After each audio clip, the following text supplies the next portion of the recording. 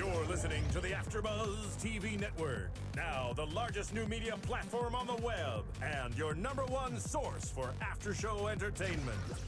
Very good, Keith. Johnson.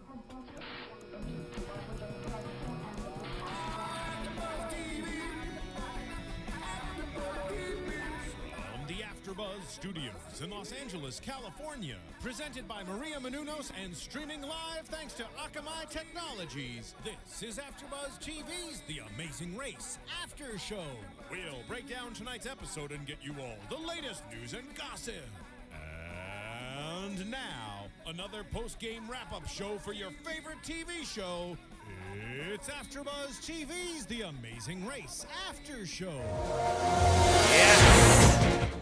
We're back. We are back with another crazy episode. But tonight Jessica's not with us, so we miss you, Jessica. Thing is, for doing it, we are doing the Amazing Race After Show for season 23, episode 6, Choir Boy at Heart. I'm your host, James Wallington, and with me tonight is... I'm your host, Justin Nichols. Wonderful. And let's just dive right into our overall thoughts on this episode. What did you think? I mean, I'm starting to sound like a broken record, but... I mean, it's happening week after week. People were commenting on YouTube this week that this season, more than others, it has just been an unbelievable roller coaster. Every minute there is something going wrong or some team pulling. I mean, it's just insane. It's exhausting. And I'm literally losing my voice from screaming so loud at the TV when I watch it every single week. What'd you think? I couldn't agree more with you. I mean, if we sound like broken records, then everyone else does too, because this season is just, I love it. And I've watched every season. And to me, this one, I'm more engaged when I watch it, especially when I write notes. I'm always like, yes, I got this. Oh my gosh, I love this.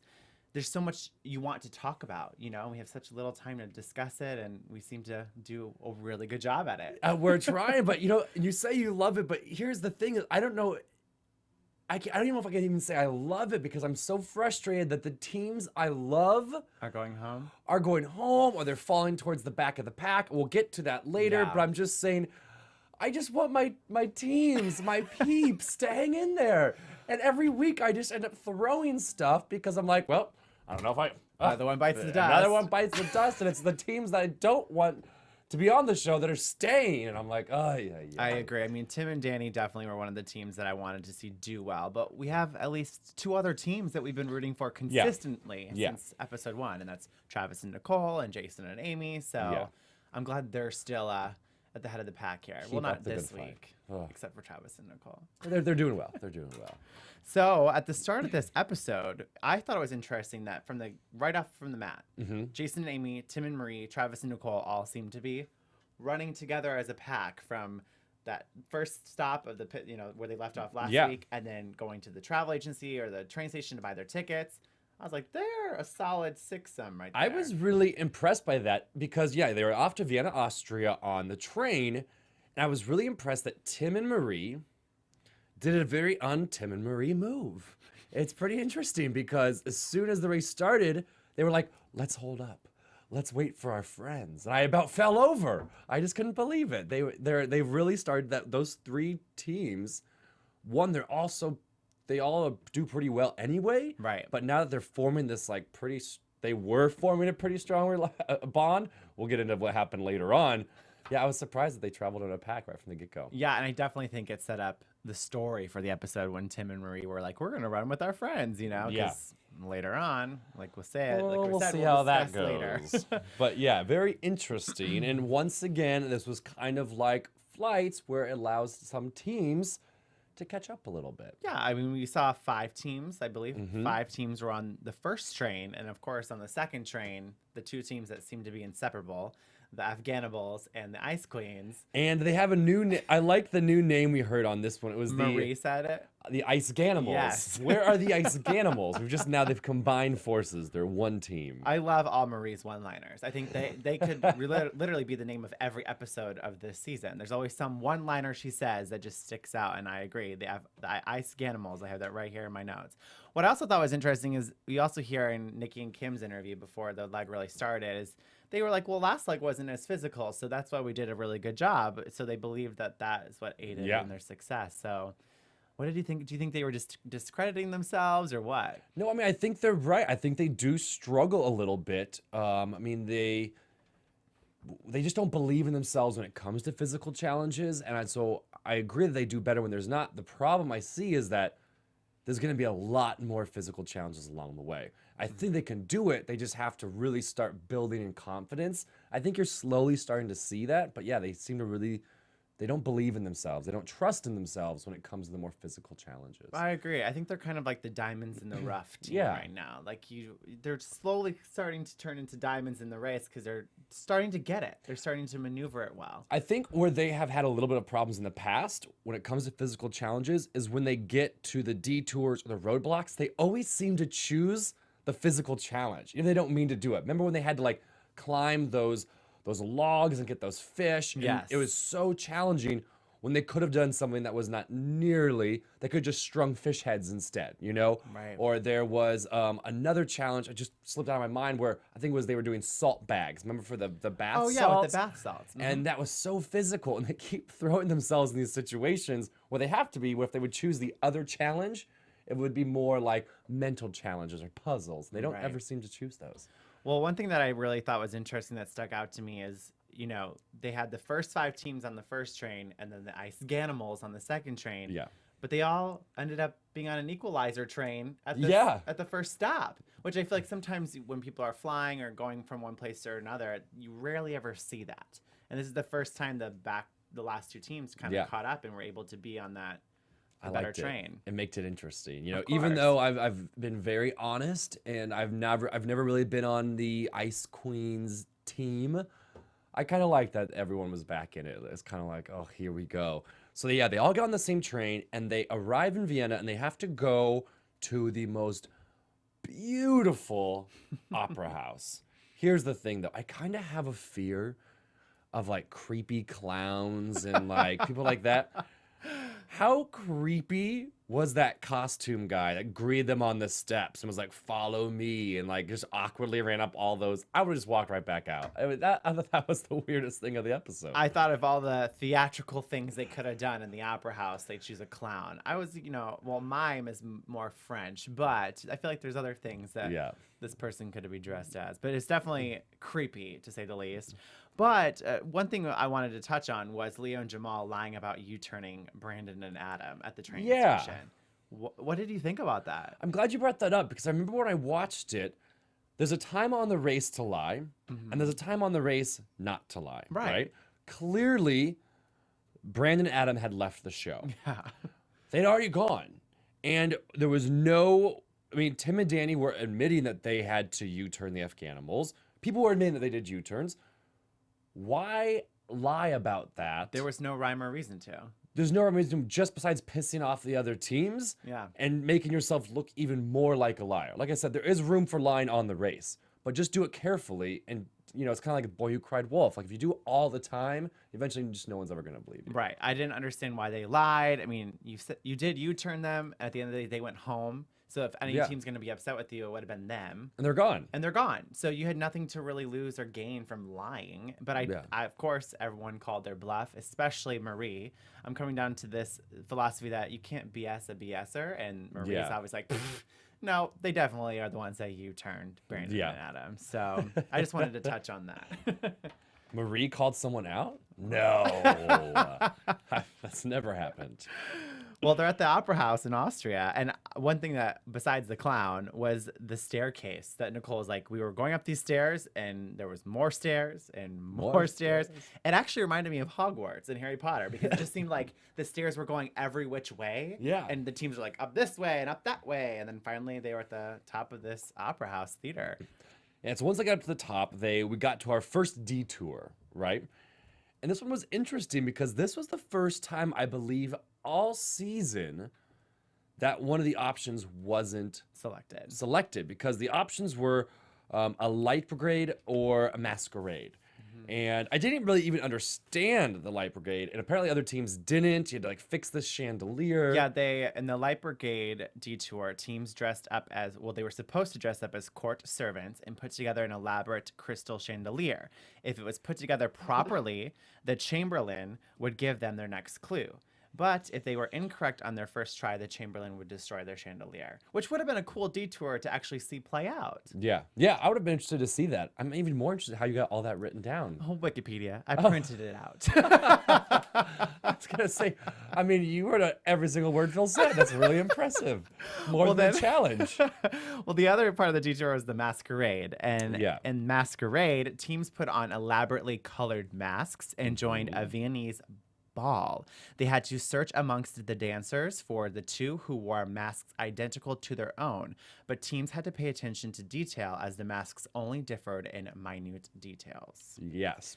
So I thought it was interesting that everyone obviously chose this one. Everyone but one team. Jason and Amy. Because then there was that kind of that throwing you off. There was an option to fast forward. Which is a first for this season so far. First in the season, you could fast forward. You didn't know what it was, of course, and then it said weather permitting. The moment they like really focused on that rule, I was like, okay, they're not going to show the fast forward on this episode. No one's going to be able to go for it.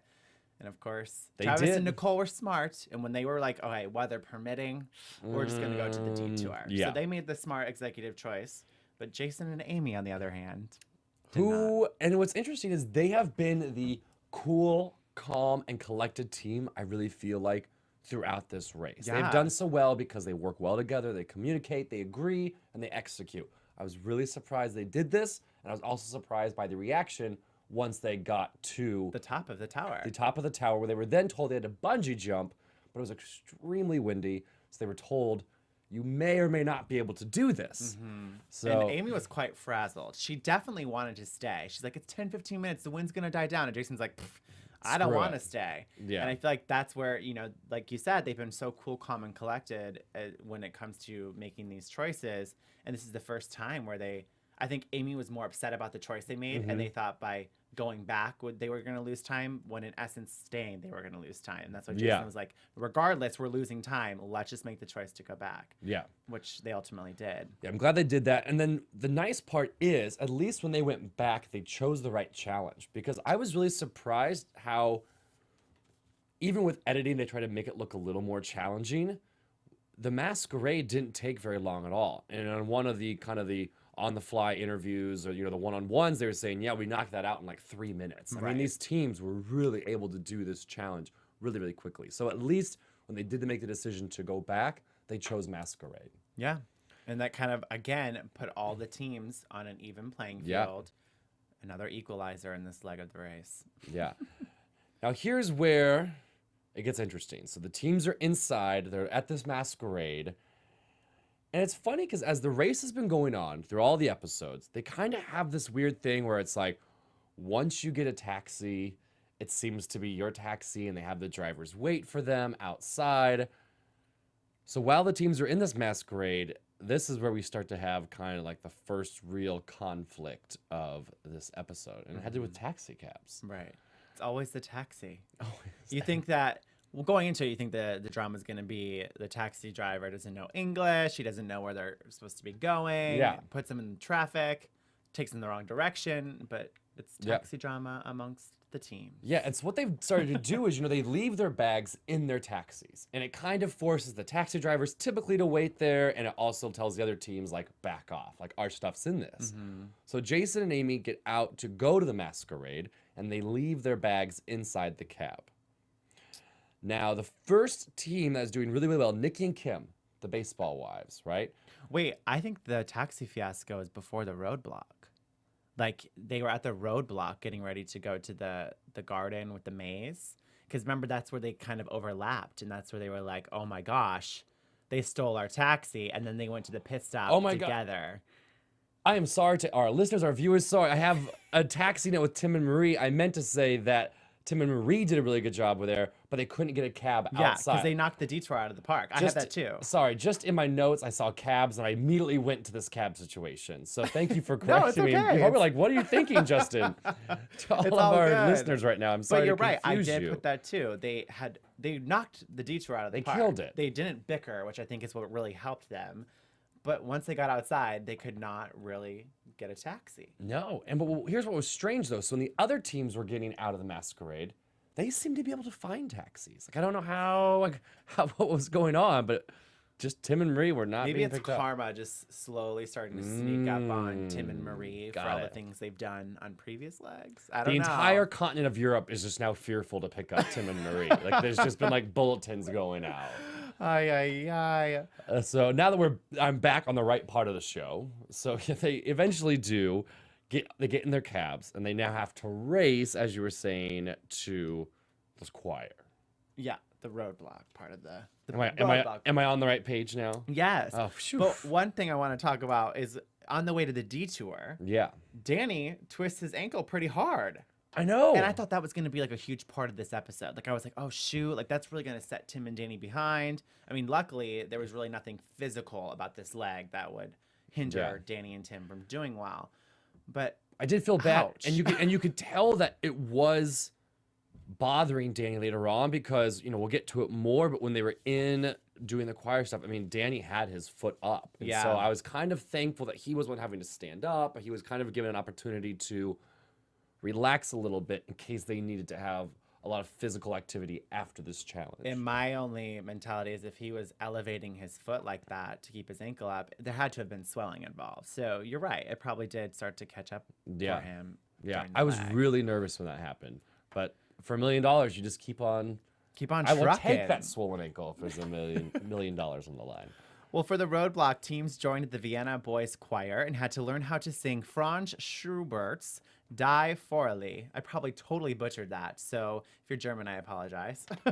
And then when the choir master was satisfied with the teams, their German pronunciation and musicality, he would then award them of their next clue. Now, everyone that seemed to do this roadblock really struggled. Yes. It's German, first off. Yeah, that's tough. It's like the hardest language to even say, let alone understand. Yeah. This one was tough, and it was interesting because they all get there, and this finally gave Jason and Amy the chance to catch up because everyone had to go individually with a choir teacher and like not only learn German, you had to read sheet music, you had to sing the melody correctly to the prince. I mean, this was a tough challenge. Yeah. Especially, because what if both teammates can't sing? Right. And for some of the teams we found out, they really can't. Couldn't. Yeah, that's true. Well, Leo, Allie, Nikki, Tim, Travis, and Amy all did this roadblock. And my favorite line probably of this whole roadblock, I believe Kim is the one. Well, it was Kim because Nikki was the one singing. She said, "She sounds like Cameron Diaz in My Best Friend's Wedding, the girl who couldn't sing." Yeah. I loved it. Those girls, they're too cute. They crack me up. Yeah, so I mean, I didn't know what to expect. I was hoping there'd be like one breakout like badass singer. Yeah, out of nowhere, like this opera star that's waiting to be discovered. Remember the first episode when Nicole from Team Travis, Nicole, when she broke out her Spanish and she sounded amazing? Yeah. I was kind of waiting for like one of these teammates to be like, oh, but no, clearly not. However, Travis, he seemed to pick up the language and the melody for the most part. Yeah. The fastest. He seemed to manage it at first really, really, really well. And so from right there, I was like, oh, this is going to get interesting. So the first one's up. Travis gave it a shot right away. Nikki gave it a shot. And then Jamal. They were the first three to try it, I think. Mm-hmm. However, none of those guys passed at all. No. And I think it became very difficult when all of a sudden this choir was behind you and they were kind of at a different like momentum and beat. And I loved all the cutaway of all the choir boys like rolling their eyes and going, really? She's saying what? Like the looks on their face. Because when they ever do challenges with like the local community, typically the community, they stay really straight faced, whether it's dancing, like the last challenge, the last episode when they had to learn these dances, in their crazy outfits, like the dancers kept very composed. I love that these kids were like, what was that? Yeah. Like, what are they singing? And even the choir teacher at first was saying in German, like, I'm sorry, that wasn't correct. Who was the singer where the choir teacher just stopped and then in English said, that was awful, or like, that was terrible? I mean, some people were just so bad, the choir teacher couldn't even take it. God, it was a funny challenge. Well, it seemed like everyone had a go at it before they really successfully completed it. Like one or two, like they struck out like once or twice. Every team, yeah. It was rough. How do you think you would have done? Here's the thing. When I watch the show, most of the time I'm thinking, oh God, I don't know if I could do that. Or, oh God, that would be tough. This is the one where I'm like, oh, I wish I was there. Yeah. It's a flashback many years ago when I was in like junior high. I took private voice lessons and we had to sing all these German operatic songs. And So you would have done really well. I think I could have nailed this one. This was the one challenge where I was like, damn it, I want to be there. I should have printed out the music and challenged you to it. Oh, that would have been terrible. That was my drive said many years ago. Oh, Lord. There's been many beers later that I no longer have that operatic singing voice. Sorry, Mom and Dad. Oh, Thanks for the lessons. Yeah. So the teams are giving it a shot, but they slowly start passing. They start getting out Travis. of it. Got check, it. Did it. Baseball wives. And Baseball Wives, as they were leaving, noticed the taxi cab driver that was driving Jason and Amy around was taking and removing their bags out of the cab. Yeah, and they didn't ask him to do that. The cab driver was just, I think, saying, screw this. I've been waiting here for like an hour. And that's when Nikki and Kim were like, oh, no. And they're like, no, we're not going to mess with that. I think they made the right choice. They didn't want to ruffle any feathers. Is that the choice you would have made? No, I would have done what Marie did. Yeah. It's a game. Yeah. Girls, Nikki and Kim, who am I to tell you how to play this game? Because you guys are doing very well. Yeah. However, I was surprised by that. So they decided to go get a different taxi, even though it's going to be farther away, so they don't ruffle any feathers. Next up, we have coming out is Jamal, I believe. Yes. And Jamal and Leo and are Jamal. out. Yep. And then Tim and Marie come out. And they see the same situation that the Baseball Wives had. You have an empty taxi waiting right there. You know it was Jason and Amy's. Their bags are sitting right there. And some taxi. So what do? They, of course... Take it. They take it. Now, here's the thing. You know... I feel like a hypocrite for saying this. You know that I love to criticize my my team. You know that I'm always giving Tim and Marie crap. However, this was the one time so far this season where I was kind of like, good for them. I'm with you. It's a race for $1 million. Like, really is. This politeness and etiquette can only go so far. And I think I would have done the exact same thing. Yeah, I couldn't agree more with you. I feel like if you're not breaking the rules and it's part of the game, then no harm, no foul. You're just trying to benefit yourself in the game. At the end of the day, like, you're gonna do what's best for you and your partner. Like, they just met these other teams like a week or 2 weeks prior to this leg, so you're really just gonna look out for yourself and your partner at the end of the day. And I kind of like how Marie said it. She was like, well, here are our choices. We could either not take their cab, or take their cab and maybe lose drinks with Jason and Amy afterwards. Oh, shucks. I'll take the $1 million. Yeah. Well said. Well said. Another great one-liner from Marie. Yeah. $1 million, drinks with Jay and Amy after the race. Yeah. Take the $1 million. So I definitely thought that was a good game move, even though they weren't really fighting for last place. But regardless. You never know what's going to happen. Yeah. They got ahead of Jason and Amy on to the pit stop. And then Jason and Amy come out shortly after that to see their bags lying there, but then no taxi. No taxi. And man, were they pissed. Yeah, Amy's all like, the Providence in me is going to come out. Like, when I find out who did that, I'm going to, go off on them, yada, yada, yada. And, part of my ignorance, I haven't spent a lot of time in Providence, but, I feel like that's not... Is Providence known as a harsh town? I would just say New York City or Jersey. Yeah, I would have been like, the Jersey come out. Providence. It's kind of like saying the Omaha's gonna come out of me. Like, is Providence known for being very fearful? I don't know. I just thought it was kind of... Any of you viewers are from Providence, please let us know what the culture's like there. Like, I want to know. Look out, that Kansas City's gonna come out of me. It's known as being really rough and tough. So yeah, they were pissed, but they ended up getting a cab just shortly after. No one gained or lost a spot from the whole ordeal. So I didn't think it was a big deal. I forgot one of my favorite comments again by Marie. Okay. Is when she got in the taxi and the cab driver kind of looked at them funny, and I think there was like this weird exchange, and she's like literally holding the clue, and she's like, "Look, see, we're all blue. See, same team. Same blue team. The cab driver's like, oh, okay, whatever. All right, brilliant, right?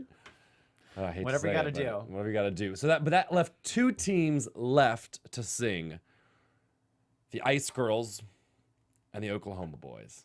Yes. And man, they both could not do it to save their lives. Bless their heart. I mean, it takes guts. First off, It to does. go on a TV show and have your life broadcasted to the whole entire world, but let alone sing when you can't sing. You know what I mean? Like, at least it's on Amazing Race and not American Idol, where they probably would set you up to look even worse. What to do with these cameras, and you're doing it in front of your teammates, who the problem is like the pressure on your teammates watching, because you know that they're helpless. Yeah. And you want to like make them be proud of you so badly, and you want to like pull it together for your team. Yeah. But just one of those, no matter how much practice, sometimes you just can't sing. Just can't sing. So it ended up happening though, where the Ice Girls got it completed and into an approval level right before the Oklahoma Boys. I would love to know how many takes it took for both these teams. Like, how long were they really there for? Yeah, You know? I'd be interested to see. And you know what though, I loved how Tim and Danny have remained so strong as far as their friendship goes throughout this entire race. We've seen even the best of teams bicker so far. Tim and Danny have remained strong, and I thought it was so cool after the Ice Girls got it, and Tim just couldn't get it. Danny, I think, said a line like, "It's okay, you're doing great. I'm really proud of you, and just I couldn't do any better." And I was like, I feel like the pressure would be so immense because you're now in last place. You would want to be like, dude, come on, like, hurry it up. Like, you're killing us here, But no, he was just calm and collected and, like, reassuring. I thought that was really cool. It seems like Tim and Danny, since they do have a strong relationship, Yeah. they really encourage each other. We saw it in the leg before when Danny had to wear the dress. And although Tim, poked fun at him, Tim was very encouraging when Danny was struggling with the dance moves. Yeah. And it's like, they know how to encourage each other without getting to the point of pushing each other's buttons to make the other one be like, all right, well, I'm really not going to do it now because you're getting on my nerves. So to me, I think speaks volume on the type of relationship they do have. And I like them. But that's why I'm even more frustrated about how the show kept progressing after this. So, as the teams do finish the singing challenge and the Ice Girls are going and Tim and Danny are still trying to get the singing right, they now have to go to, I'm going to mispronounce this as well, the Schönberg Palace? The garden with the maze. Yeah, we'll go with the garden with the maze. That's a lot better. That maze place. The maze. And so they have to work their way through this maze to get their next clue. Right. And this is another one where they kind of seem to lose each other, the teams did. They weren't really sure what's going on. And it was very, very, very frantic. But luckily you could see the clue up above the maze. You just couldn't figure out how to get there. Right. And this is actually when the drama came to full throttle between the taxi cab situation of Jason and Amy and Tim and Marie. And when Jason and Amy immediately got out of their cab, they recognized their prior cab and were like, well, it's here. Who took it? And I think I would have done the same thing as Jason did and look in the back seat. And of course, they spot See the bags. Tim and Marie's bags. Yep. I think if Tim and Marie were smarter, they probably would have taken their bags with them, right? Yeah. Not left any evidence behind. Yeah, but... but just a lot of were weight. caught. Yeah, they were definitely caught. So that makes Jason and Amy even more furious now, especially because at the beginning of this episode, They were friends. They were besties. They were hanging out. They were waiting for each other so they could do this race together. Right. Yeah, that lasted a whole hour. Yep. So they have to race there. And so of course, which makes even for better drama, is they both get their clues to go right up to the top of the hill back to back. So now it's literally like a race up this hill to try to find Phil for the pit stop. Right. Dun, And dun, that's dun. finally Travis and Nicole get their first place finish. They finally got it. Are you glad they did? I was, yeah. I mean, I'm this is probably the first time that I noticed it, but they have lime green like bandanas. I don't know if you noticed that they hang from their backpacks.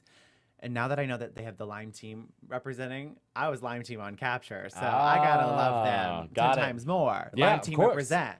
So I was thrilled for Travis and Nicole, especially after the first leg when they, made that fatal mistake of not getting first and not the express passes. But they deserved it. It's about time. And they got a trip for two to Anguilla. Anguilla. Yeah, Anguilla. And what's great too is that I feel like they really deserved it because last episode we saw Tim and Marie get it, but they used an express pass, and they barely even got first with that express pass. So I was really neat to see Travis and Nicole. They've been at the front of the pack all race long, and they finally got first because of hard work, good teamwork, and they didn't have to use an express pass to get it. And so they're still holding on to it. I was like, well done. Going to be beneficial to them later on. And I thought it was interesting that this is the first time we have yet to hear about the express pass in an episode.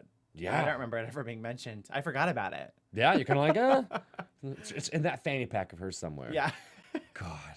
Now, look at our baseball wives. They really stepped it up. They really stepped it up. You know, they weren't a huge storyline this episode, but they should have been because, man, they get stronger and stronger every episode, I feel like. And again, I thought what's interesting with the editing, they said at the beginning of the episode, last leg wasn't physical, which, you know, was why we did so well. Once again, this leg was not physical whatsoever, and they got second. So they're really starting to get their mojo in the race, I feel like. Yeah. And then in third place, another kind of surprise, Leo and Jamal. Yeah. You know, I think when we get to the predictions, I'm just going to start doing the opposite of what I think. Because every time I say a team's starting to like show their weakness, they start moving up to the front of the line. Yeah, so that's true. I'm going to start telling the teams I don't like, I'm going to say they're going to do so well. And then watch them, they're going to fall off the race. So that was third place. Then the drama. This is when it got really good. Really good. The drama exploded. It did. So yeah, we have both Jason and Amy and Tim and Marie at the same part racing towards Phil up that steep, steep hill. And of course, Jason and Amy are pissed because their cab wasn't there and they had to waste critical time looking for a new cab. Right. And they know exactly who it is and they can see him on the distance. And they're being beat by the team that stole their taxi. Yeah. And that's what ended up happening. So yeah, Tim and Marie ended up checking in first, but just in enough time where they weren't even off the mat before Jason and Amy arrived. And man, I don't even think Phil got a word. I think Phil said like, "You're sneaking up on us." Yeah, you're sneaking up on us. And that's it before it just... And then Jason's like, yeah, sneaking is the word for one of us here. And I loved the close-up shot they did of the local resident who stands next to Phil. Because she was just looking like so confused and like concerned because all of a sudden these like two big strong guys are like really starting to get verbal and it just was like really uncomfortable. Yeah, and I loved how Phil turned into like Jerry Springer almost. He was there for that drama and kind of like trying to mediate it, get to know the scoop of what kind went of stir it a little bit, I'm sure too. You know, trying to stir the pot there. I loved it. Yeah, so Jason definitely let it be known. Amy let it be known how they really now feel about Tim and Marie, how quickly that friendship that we saw has now been, you know, shattered. You know, and I understand their frustration, but I think Marie had a good point, and she was like, how do you know what you would have done? Right. She was saying, you know, she kept saying to them, you guys probably would have done the exact same thing. And you know, it's probably true. It's true because I feel like in these types of situations, you never really know what you'll do unless you're in those shoes, in that position. Yeah. And especially with so much money on the line, you start to do crazy things within the boundaries of the rules. Yeah. And to me, again, Tim and Marie really didn't do anything wrong. They did kind of screw their friend over a little bit, but at the end of the day, it is a game. Do you think that we're going to see that rivalry mended pretty quickly, or do you think it's going to escalate even more rapidly throughout the rest of the race? You know, that's a good question because I feel like Tim and Marie, you know, as much drama and controversy they do seem to start or seems to surround them on the show, every time they're at a place where all the other teams are, it doesn't seem like Tim and Marie are isolated from the group. They're still very part of the social dynamics of the game, and they, to me, it seems like the cast is extremely close. But when it's game on, it's game on. Yeah. So I think it's heat of the moment. There's a lot of emotions that go into play with this. Maybe Jason and Amy are going to hold a little bit of grudge. I think they're going to bring out the Providence in them some more. I hope the Providence comes out, and I hope it comes out big, just for the drama, and maybe start to see some sabotaging going on. Yeah, you know, I'm all about the sabotaging. Bring it.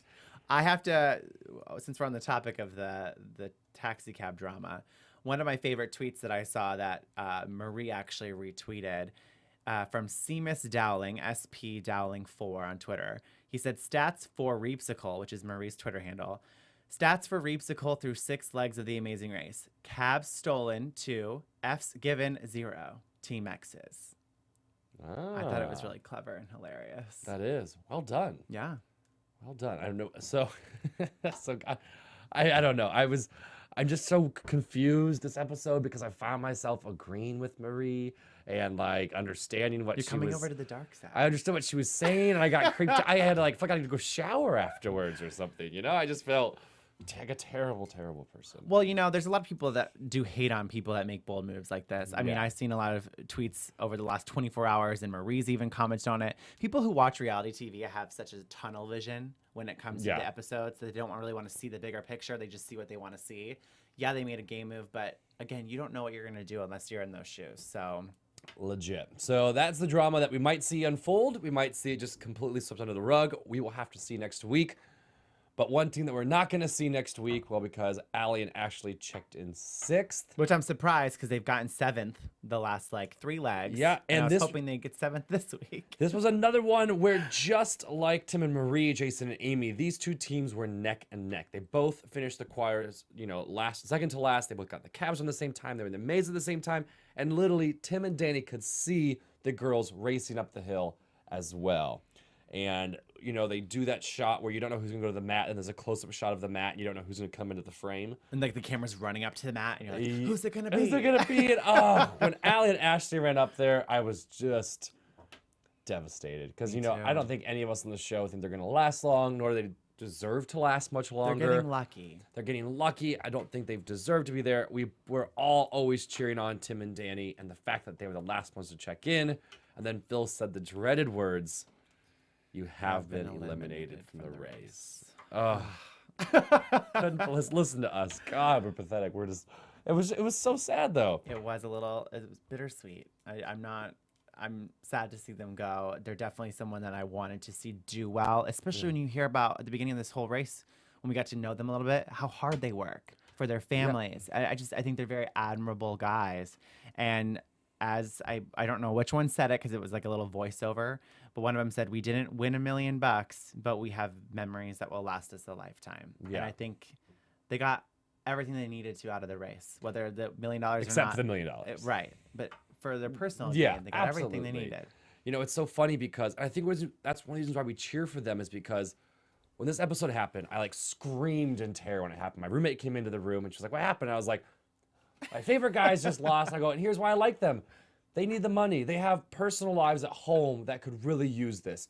Currently, the teams that are doing the best that we're cheering for, Travis and Nicole, ER doctors, love them, but I'm guessing they probably don't need as much as Tim and Danny do. Right. We got the baseball wives. Once again, they're taken care of by their husbands. They're taken care of.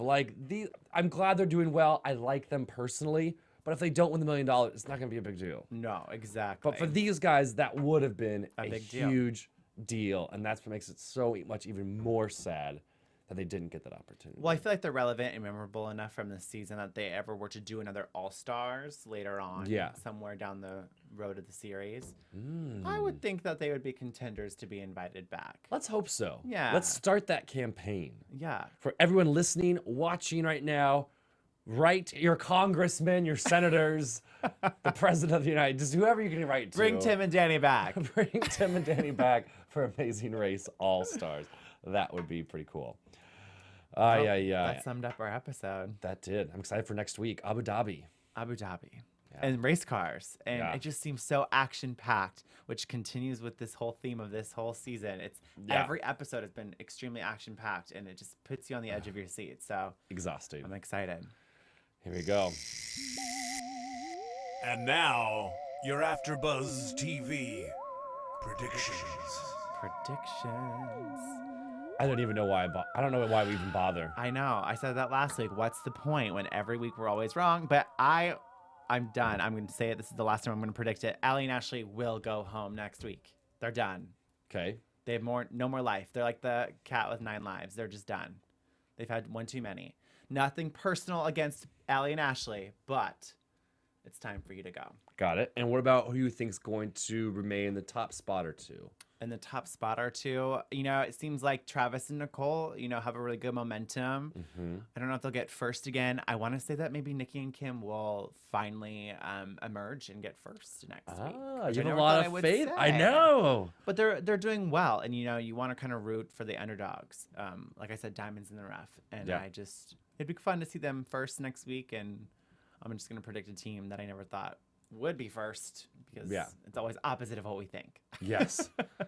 Well, I'm the same. So right now, I want to say Allie and Ashley are going to go home next week. Yes. But just because I always jinx it, I'm also going to say I love Allie and Ashley so much, and I would be so devastated if they go home next week.